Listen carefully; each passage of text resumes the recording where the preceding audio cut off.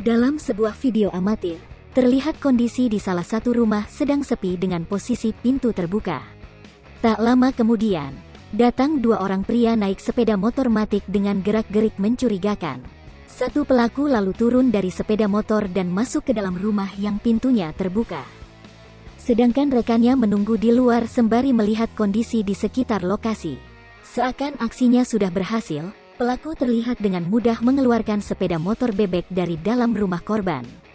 Tapi, belum lagi sepeda motor dihidupkan dan dibawa kabur, pelaku sudah dibuat panik oleh pemilik rumah.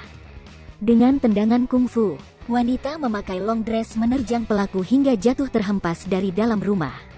Pelaku sempat terpelanting akibat tendangan kungfu tersebut. Tak berhenti sampai di situ.